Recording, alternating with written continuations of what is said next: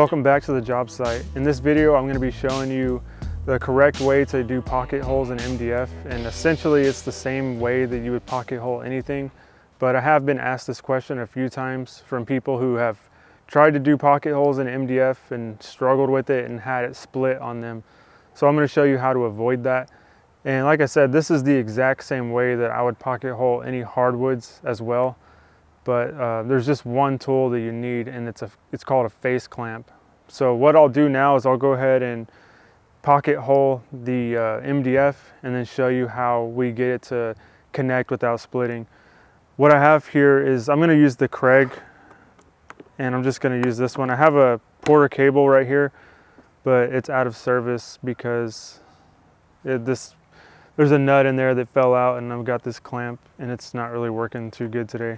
But that actually is my favorite pocket hole jig right there. Yeah, I'll go ahead and do these pocket holes.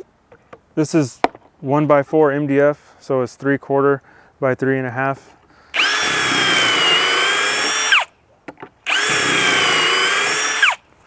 And I've got the Craig set up for that. So there's your pocket holes in your MDF. They look really clean, like they would look in any other hardwood. So I'll go ahead and dust those out, take all the excess dust out of them. Now, if you were trying to pocket hole these two pieces together like that, which is what we do to our stiles and rails. So when we're building a wainscot framework, we're always going to pocket hole our stiles and rails together. And the stiles are the verticals on the wainscot layout, and then the rails are the horizontal boards. So we always pocket hole that because no walls are ever perfect, and it's just a really nice and tight fit. So this is what you're going to do. Let's say I just wanted to pocket hole this right there, just like that.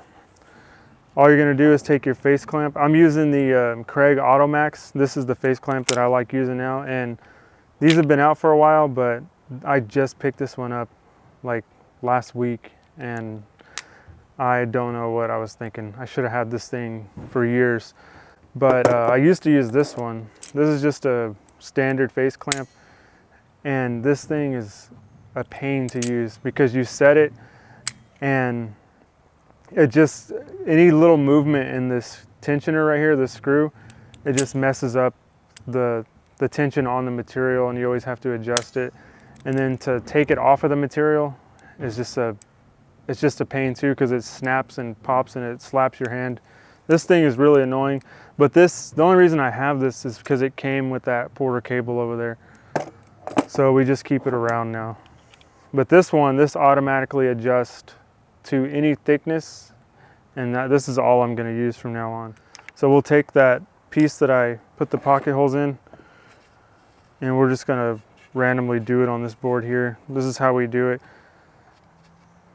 And you're going to want to take the face of that face clamp and put it evenly distributed on each material and evenly distributed between both pocket holes. And once you're good to go on that, you want to make sure you have your face clamp adjusted. That's the good thing about these Automax face clamps, and then you can just squeeze it and that thing's not going anywhere. And then I can just pick this up and it's going to hold together like that. So that's key. You know, one of the problems that people have is not using a face clamp. If you were just try to line these up and you know, try to tighten this up without a face clamp, you would get an uneven finish where the boards come together, and you also would get splitting. This right here is compressing all the fibers of the MDF, and it's not going to let those fibers split because the pressure's on it. So you have to do this when you're doing MDF. So I'm going to take, these are also from Craig, and again, this isn't like a Craig ad or anything, but they just make the best stuff for pocket holes. And I'm using these 1.25" pocket hole screws, and these are coarse, so these are for soft wood. You don't want to get the fine threaded screws for MDF because it doesn't have a lot to grab on when you get those. This will give you a really good grab. So I'll load those up, and the last thing that's left to do is the easy part. I mean, it's all easy, but the basic part. And that's just driving them home. So I'm gonna drive these home.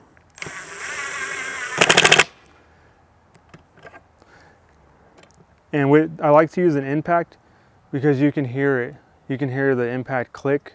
You don't want to let that go on too long, because if you do, it's going to strip out the MDF, which is really easy to do, and it will make the joint very weak. So just a few clicks on the impact and you're good to go. Now we can remove our face clamp. And we come out with a joint like that. And that's a super smooth joint, smooth to the touch. And again, we use MDF on a lot of different things. I mean, obviously it's all paint grade application stuff, but you guys seen me throw in wainscoting with just pocket holing stiles and rails together and throwing it in as a whole unit. So just a real simple tip for you today. That's how you can easily pocket hole MDF. Anyways, that's gonna do it for this one. Thanks so much for watching, and we'll see you next time. Take care.